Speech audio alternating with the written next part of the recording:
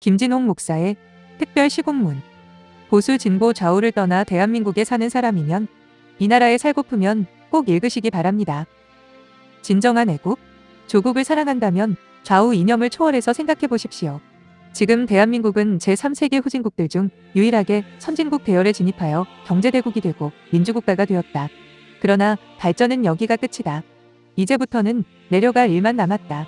그 이유와 원인을 알아보자. 1. 내부 분열. 물은 역사는 부침이다. 강국 로마도 망했고 몽골 제국도 사라졌다. 거대한 중국은 제국의 흥망사이다.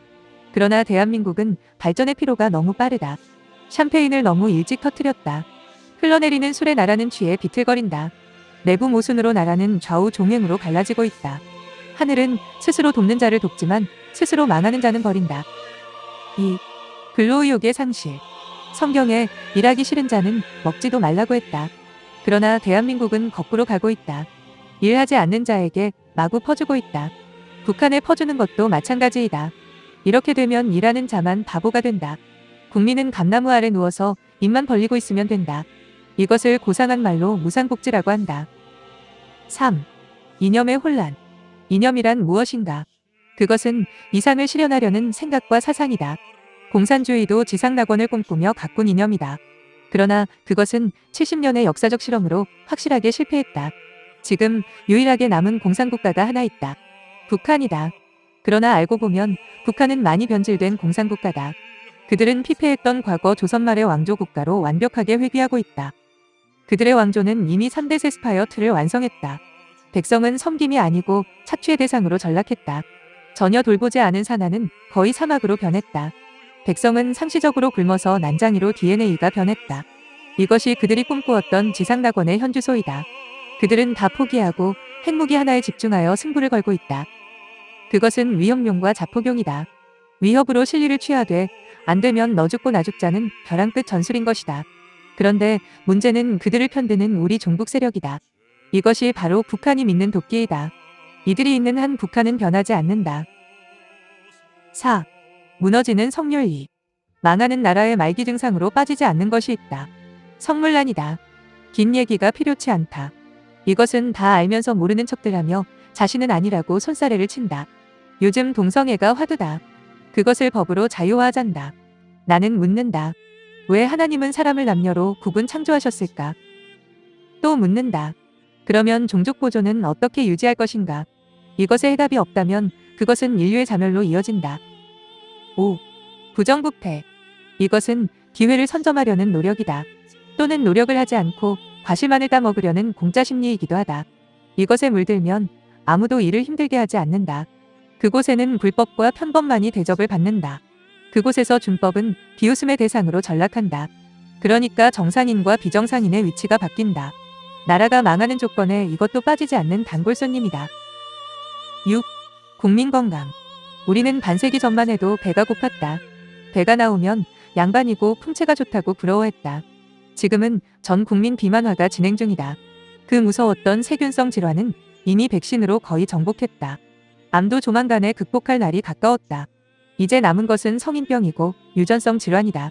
혈압 당뇨는 현대인의 기본 질병이 되었다. 더 심각한 것은 체력 저하이다. 허우대만 멀쩡했지.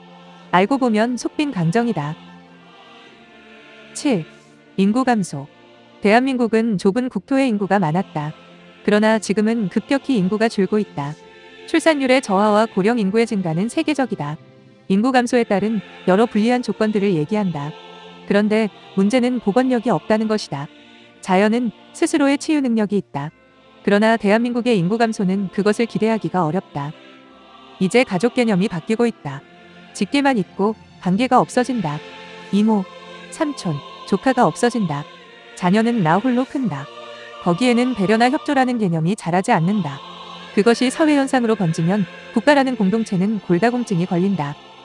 그런데 더 고민해야 하는 이유는 해결책이 없다는 것이다. 애국심만으로 자녀를 더 낳지 않는다. 공동사회가 공동사회로 변한다. 이것이 대한민국만의 문제가 아닌 인류의 문제가 된다면 인류의 종말은 문 앞에 와 있는 것이다. 8. 민주주의. 우리는 민주주의를 그렇게 알았다. 공산주의에 맞선 완벽한 민주주의라고, 선거는 민주주의의 꽃이라고 한다. 나라가 시도 때도 없이 선거에 몰입한다. 그런데 애석하게도 선거는 부정부패의 온상이 되었다. 더 웃기는 것은 민주화라는 괴물이다. 이것이 만능이 되었다. 강도가 민주화 유공자가 되고 폭력이 민주화 운동이 되어 가담자는 각종 혜택을 누린다. 배 타고 놀러 가다가 사고로 죽은 자들도 유공자 자격을 달라고 한다. 광장에 모여 촛불을 들면 그것도 민주화 운동이란다. 이것은 나라의 등골을 빼먹자는 찰나적 이기주의의 본질이다. 이것을 속된 말로 하면 먼저 먹는 놈이 임자다가 된다. 이런 사회는 짐승들이 사는 정글 사회인 것이다. 이곳에서 살려면 인간은 짐승으로 변해야 한다. 즉, 인류 사회는 문을 닫아야 하는 것이다.